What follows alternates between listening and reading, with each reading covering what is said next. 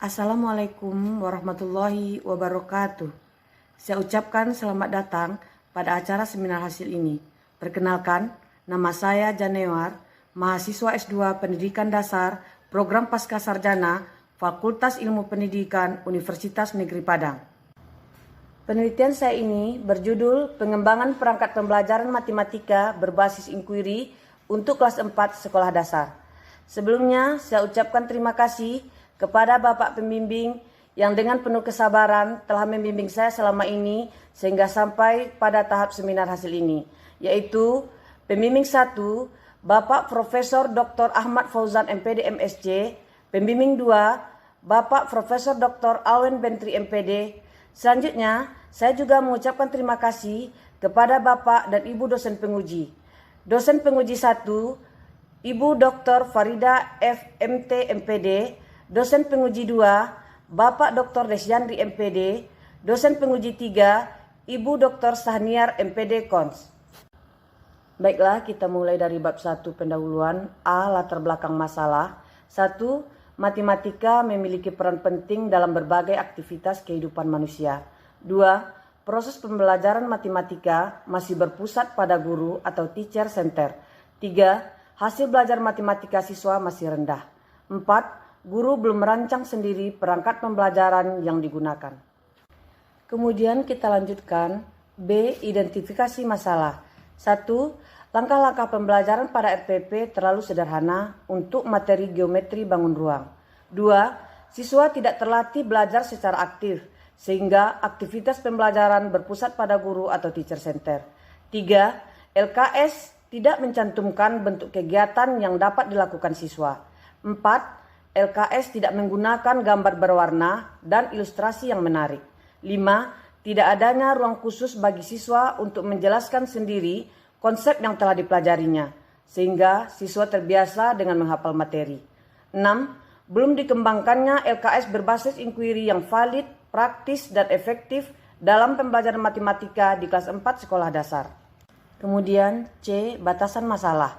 Berdasarkan identifikasi masalah, penelitian ini terbatas pada pengembangan perangkat pembelajaran matematika berbasis inquiry untuk kelas 4 sekolah dasar. D. Rumusan masalah. 1. Bagaimanakah proses mengembangkan RPP dan LKS matematika berbasis inquiry yang valid untuk kelas 4 sekolah dasar? 2. Bagaimanakah proses mengembangkan RPP dan LKS matematika berbasis inquiry yang praktis untuk kelas 4 sekolah dasar? 3. Bagaimanakah proses mengembangkan RPP dan LKS matematika berbasis inquiry yang efektif untuk kelas 4 sekolah dasar? E. Tujuan penelitian. 1. Menghasilkan RPP dan LKS matematika berbasis inquiry yang valid untuk kelas 4 sekolah dasar. 2. Menghasilkan RPP dan LKS matematika berbasis inquiry yang praktis untuk kelas 4 sekolah dasar. 3. Menghasilkan RPP dan LKS matematika berbasis inquiry yang efektif untuk kelas 4 sekolah dasar. F. Spesifikasi produk yang diharapkan. Penelitian ini diharapkan menghasilkan produk berupa RPP dan LKS yang memenuhi ketiga aspek, yaitu aspek didaktik, aspek isi, dan aspek teknik. Selanjutnya G. Pentingnya penelitian. Yang pertama, membantu guru dalam menciptakan pembelajaran yang menekankan kepada pengembangan kognitif, afektif, dan psikomotor secara seimbang. Kedua, memberikan ruang kepada siswa untuk belajar sesuai dengan gaya belajar mereka, sehingga dapat membentuk dan mengembangkan sel konsep pada diri siswa. Yang ketiga, sebagai bahan masukan bagi peneliti lain. Selanjutnya, bab 2, kajian pustaka. A. Landasan teori. Sebelum melakukan penelitian yang berjudul Pengembangan Perangkat Pembelajaran Matematika Berbasis Inquiry untuk kelas 4 sekolah dasar, terlebih dahulu seorang peneliti harus memahami yang pertama tentang perangkat pembelajaran, yang kedua tentang pembelajaran matematika, yang ketiga tentang pendekatan inquiry, yang keempat tentang karakteristik siswa kelas 4 SD, yang kelima tentang hasil belajar, yang keenam tentang aktivitas belajar, yang ketujuh tentang kualitas pengembangan perangkat pembelajaran. B. Penelitian yang relevan, di mana di sini saya sebagai peneliti mengambil 2 penelitian sebagai pedoman. Yang pertama, Rizky Ramadona, penelitiannya pada tahun 2013 yang berjudul Pengembangan Perangkat Pembelajaran Matematika Berbasis Inquiry disertai mind map untuk siswa kelas 8 sekolah menengah pertama. Hasil penelitian ini menunjukkan valid dari segi isi dan konstruk, praktis ditinjau dari aspek penggunaan, daya tarik dan waktu, dan sudah efektif dilihat dari peningkatan aktivitas positif siswa, serta hasil belajar siswa telah mencapai KKM, di mana 80% siswa memperoleh nilai lebih dari 75. Yang kedua, penelitian Saudara Rosalina pada tahun 2011 yang berjudul Pengembangan Perangkat Pembelajaran Matematika Berorientasi Pendekatan Inquiry pada kelas 10 SMA Negeri 10 Padang. Hasil penelitian ini menunjukkan valid, yang berarti perangkat yang dikembangkan sudah boleh digunakan dalam pembelajaran, praktis untuk dipakai dalam pembelajaran matematika, dan sudah efektif berdasarkan hasil tes yang mana 84,4% siswa mencapai KKM dari KKM yang ditetapkan yaitu 80. C. Kerangka berpikir. Dalam penelitian pengembangan perangkat pembelajaran matematika berbasis inquiry untuk siswa kelas 4 sekolah dasar dapat digambarkan melalui diagram ini. Diawali dengan pembelajaran matematika di kelas 4 sekolah dasar. Berikutnya belum tersedia RPP dan LKS matematika berbasis inquiry. Kemudian dilakukan pengembangan perangkat pembelajaran berbasis inquiry yang berkualitas melalui validasi perangkat oleh pakar dari segi isi dan konstruk. Praktikalitas perangkat pembelajaran melalui respon guru dan respon siswa. Efektivitas perangkat pembelajaran dilihat dari aktivitas siswa dan hasil belajar. Bab 3. Metode penelitian. A. Model penelitian. Model penelitian yang digunakan adalah model desain riset yang mengembangkan suatu produk. Pengembangan perangkat pembelajaran matematika berbasis inquiry ini mengikuti tahapan-tahapan pengembangan menurut Bloom, yaitu tahap 1 preliminary research atau analisis pendahuluan, tahap 2 prototyping fase atau tahap perancangan, yang ketiga asesmen fase atau tahap penilaian. B. Prosedur penelitian. Pada tahap awal dinamakan dengan preliminary research. Yang akan dilakukan di sini adalah analisis kurikulum, analisis konsep, analisis siswa, dan analisis perangkat pembelajaran yang ada di lapangan. Tahap kedua, prototyping fase atau uji validitas. Produk yang dibuat di sini dinamakan prototype 1. Evaluasinya dinamakan evaluasi diri sendiri. Setelah prototype 1 direvisi, dinamakan prototype 2. Prototype 2 inilah yang akan divalidasi oleh pakar, yaitu 3 orang pakar, pakar bidang studi matematika, pakar bahasa, dan pakar desain pembelajaran.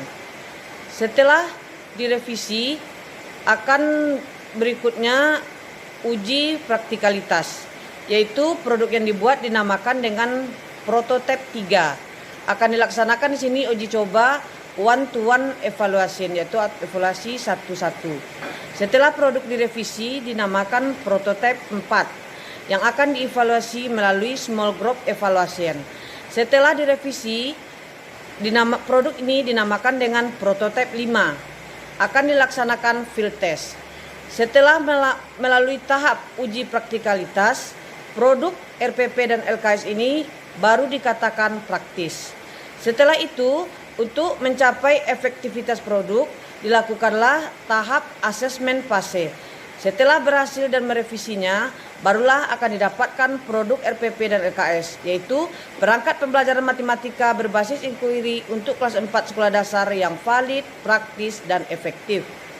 D. Subjek uji coba. Subjek uji coba pada penelitian ini adalah siswa kelas 4 SD. Uji coba untuk melihat praktikalitas produk dilakukan di SD Negeri 082 Aik Banir, Panyabungan. Selanjutnya, uji coba untuk mengetahui efektivitas produk dilakukan di SD Negeri 102 Sigalapang, Panyabungan. E. Jenis data. Data primer yaitu data pertama yang diambil dari hasil validasi perangkat pembelajaran, yang dilakukan oleh validator, yaitu di sini ada 3 validator. Yang pertama, pakar matematika, yang kedua, pakar bahasa, yang ketiga, pakar desain pembelajaran. Data kedua diperoleh pada pelaksanaan uji coba, yaitu 1. Hasil pengamatan keterlaksanaan penggunaan perangkat pembelajaran. 2. Hasil pengamatan aktivitas siswa dari observer. 3. Respons siswa terhadap LKS yang dikembangkan setelah uji coba. 4. Respon guru terhadap LKS yang dikembangkan setelah diuji coba. Dan kelima, hasil belajar siswa dari aspek kognitif, afektif, dan psikomotor. F. Instrumen pengumpulan data. 1. Instrumen pada tahap analisis pendahuluan atau preliminary research. A. Pedoman wawancara, yaitu tanggapan siswa dan guru terhadap LKS yang digunakan selama ini. B. Lembar observasi yang digunakan untuk mengamati LKS, karakteristik siswa, dan proses pembelajaran. 2. Instrumen pada tahap perancangan atau prototyping fase. 1. Prototype 1 menggunakan angket self-evaluation. 2. Prototype 2 menggunakan angket expert review. 3. Prototype 3 menggunakan A. Angket respons siswa terhadap kepraktisan prototipe 3. B. Pedoman wawancara respons siswa terhadap kepraktisan prototipe 3. 4. Prototipe 4 menggunakan A. Angket respons siswa terhadap kepraktisan prototipe 4. B. Pedoman wawancara respons siswa terhadap kepraktisan prototipe 4. 5. Prototipe 5 menggunakan A. Angket respons siswa terhadap kepraktisan prototipe 5. B. Angket respon guru terhadap kepraktisan prototipe 5. C. Pedoman wawancara respons siswa terhadap kepraktisan prototipe 5. D. Pedoman wawancara respon guru terhadap kepraktisan prototipe 5. 3. Instrumen pada tahap penilaian atau asesmen fase. A. Lembar observasi aktivitas siswa. B. Penilaian hasil belajar berupa 1. Ranah kognitif, mengadakan tes tertulis untuk mengetahui hasil belajar siswa dengan menggunakan bentuk tes objektif, yaitu jenis tes pilihan ganda. 2. Ranah afektif. Hasil ranah afektif diperoleh dari rubrik penilaian sikap siswa selama pembelajaran berlangsung dan dianalisis dengan menggunakan analisis deskriptif. 3. Ranah psikomotor. Ranah psikomotor diperoleh dari rubrik penilaian psikomotor siswa yang dilakukan oleh guru selama pembelajaran, kemudian dianalisis dengan menggunakan analisis deskriptif. Bab 4. Hasil pengembangan. A. Deskripsi data. Penelitian ini bertujuan untuk menghasilkan produk berupa RPP dan LKS matematika yang valid, praktis, dan efektif. Untuk tercapainya tujuan penelitian ini dilakukan 3 tahap penelitian. Yang pertama, preliminary research atau analisis pendahuluan. Yang kedua, prototyping fase atau tahap perancangan. Tahap yang ketiga, assessment fase atau tahap penilaian. Data pada setiap pengembangan dipaparkan sebagai berikut. Yang pertama, preliminary research atau analisis pendahuluan. Di sini telah dilakukan 4 kegiatan, yaitu hasil analisis kurikulum. Indikator dan tujuan pembelajaran yang digunakan guru belum sesuai untuk mencapai standar kompetensi dan kompetensi dasar. Maka dikembangkan indikator berpedoman pada panduan pengembangan indikator oleh Depdiknas tahun 2006 yang disesuaikan dengan pembelajaran inquiry. Dari hasil analisis konsep memahami bangun ruang sederhana dan hubungan antar bangun datar disusun kembali secara sistematis sesuai dengan karakteristik siswa dan pembelajaran inquiry. Dari hasil analisis karakteristik siswa melalui instrumen pedoman wawancara, berdasarkan hasil analisis wawancara dengan siswa, dari 28 orang siswa diperoleh hasil bahwa 20 siswa suka belajar matematika, berarti sekitar 71%. Tetapi mereka kurang suka dengan LKS karena tidak memiliki warna sehingga tidak menarik. Dan 8 orang siswa, sekitar 29%, menyatakan kurang suka belajar matematika. Dilihat dari segi kesukaan warna, dari 28 orang siswa, menyukai warna hijau sebanyak 12 orang, menyukai warna kuning 8 orang, dan menyukai warna merah 4 orang, menyukai warna oranye 4 orang. Dari analisis perangkat pembelajaran di lapangan, melalui instrumen evaluasi RPP, dari 24 indikator, 6 indikator di checklist sudah, berarti telah memenuhi kriteria indikator sebanyak 6. Dan 18 indikator di checklist belum. Untuk LKS, dari 20 indikator, 3 indikator di checklist sudah, dan 17 indikator di checklist belum. Kedua, prototyping fase atau tahap perancangan. Disinilah dilakukan uji validitas yang meliputi 1. Prototipe 1 dengan menggunakan angket self-evaluation pada RPP dari 24 indikator, di checklist semua pada kolom sudah. Aspek yang dinilai mengenai komponen RPP dan kegiatan pembelajaran inquiry. Pada LKS, dari 22 indikator, hanya 1 yang di checklist pada kolom belum.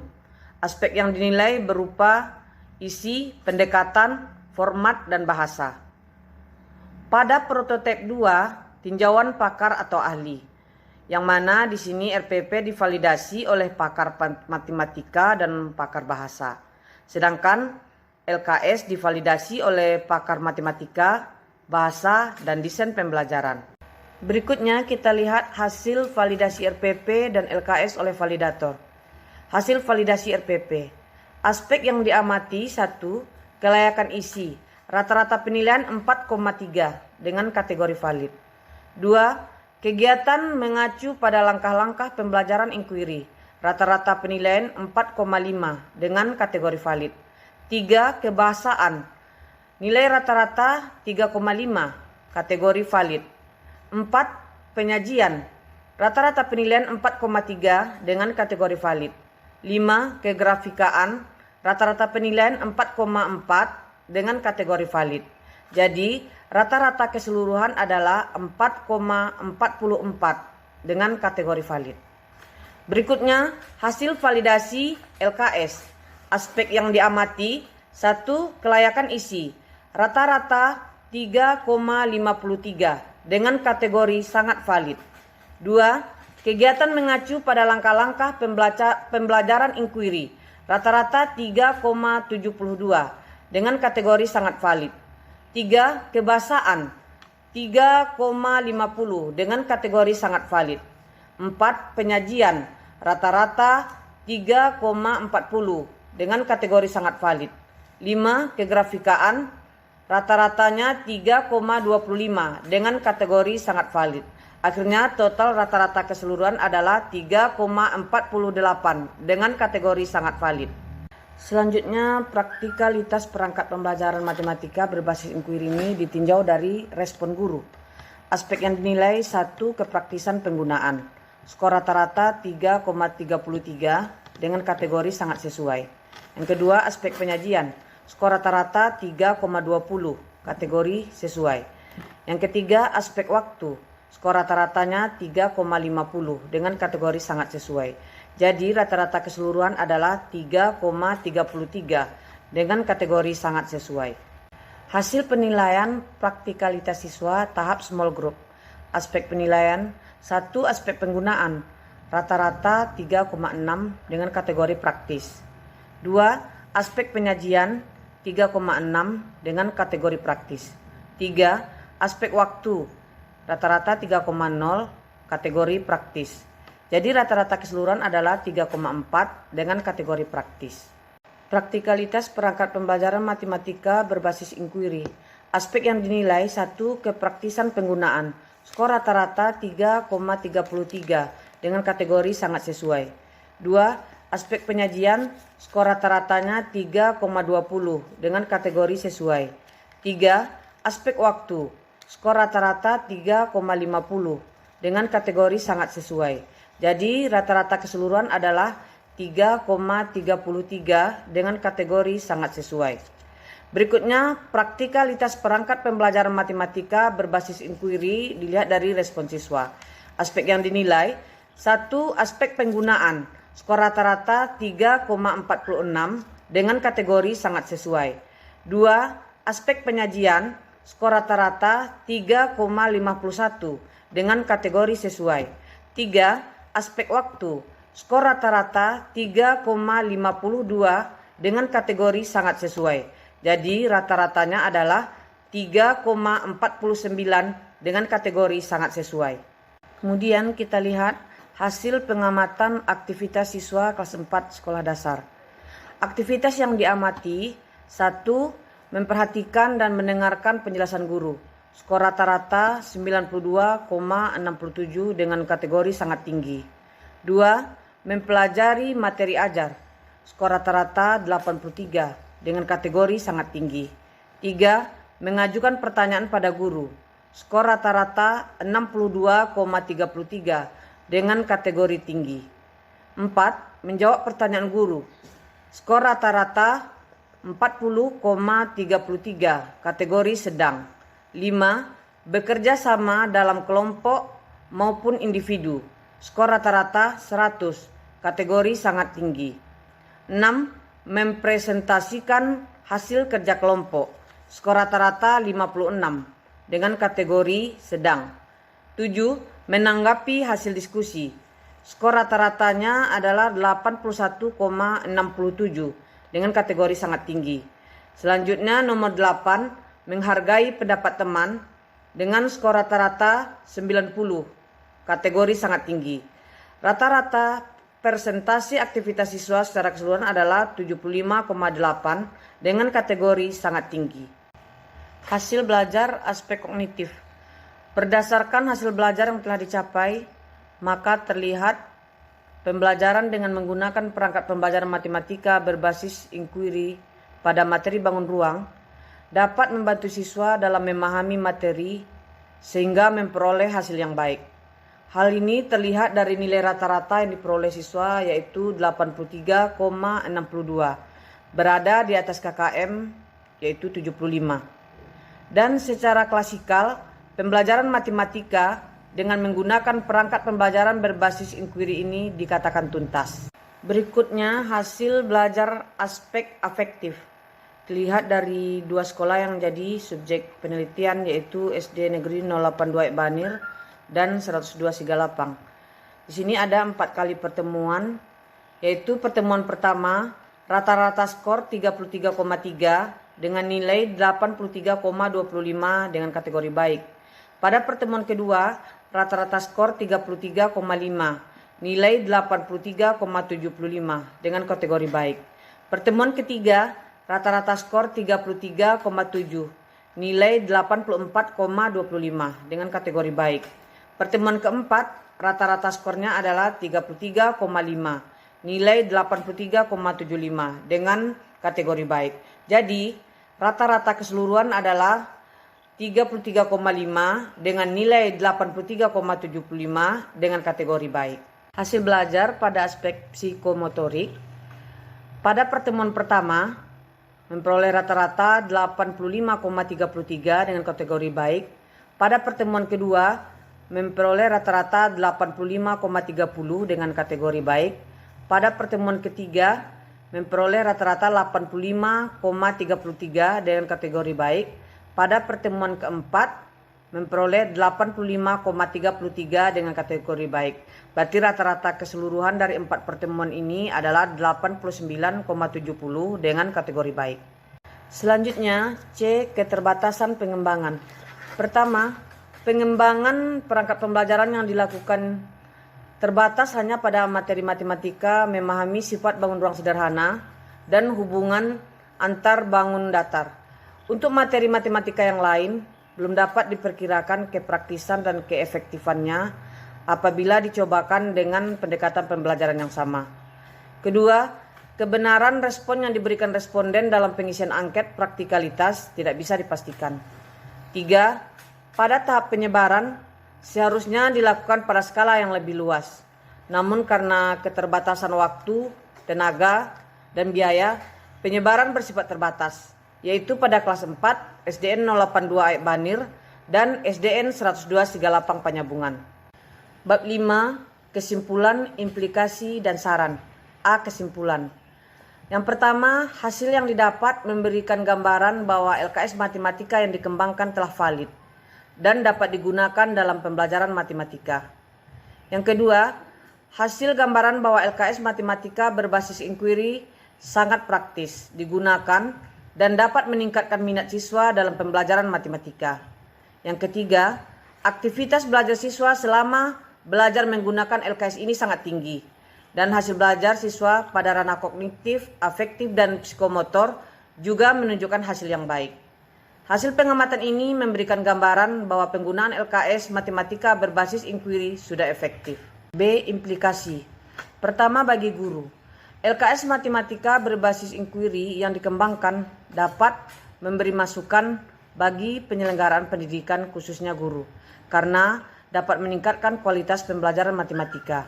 Kedua, bagi siswa, tahapan pembelajaran inquiry dalam LKS dapat membantu siswa untuk meningkatkan proses pembelajaran matematika. Dari kelima langkahnya akan bermanfaat bagi siswa. Siswa mengerti manfaat pembelajaran tersebut bagi dirinya, mengembangkan mental siswa melalui proses berpikir, bisa melatih siswa berpikir rasional dan logis. Terjadi proses mental yang sangat penting dalam pengembangan kemampuan intelektual. Membuat siswa berpikir rasional karena kebenaran jawaban yang diberikan bukan hanya berdasarkan argumentasi, tetapi harus didukung oleh data. Siswa juga bisa berlatih mendeskripsikan hasil temuannya. C. Saran. Di sini ada 3 saran yang ingin diungkapkan peneliti. Yang pertama, pembelajaran matematika hendaknya dilakukan sesuai dengan tahap-tahap pembelajaran dengan memvariasikan sejumlah kegiatan seperti memprediksi, menemukan gagasan, menanggapi informasi, membuat dan mengoreksi ringkasan, dan lain sebagainya. Meningkatkan aktivitas dan keterampilan matematika berbasis inquiry. Kedua, sebaiknya guru mampu membuat perangkat pembelajaran sendiri, terutama bahan ajar yang sesuai dengan karakteristik siswa yang sedang dihadapi. Yang ketiga, peneliti lain dapat melakukan pengembangan perangkat pembelajaran matematika berbasis inquiry pada materi atau tingkat satuan pendidikan yang lain. Demikianlah hasil penelitian saya ini. Atas perhatiannya saya ucapkan terima kasih. Dan saya akhiri dengan Assalamualaikum warahmatullahi wabarakatuh.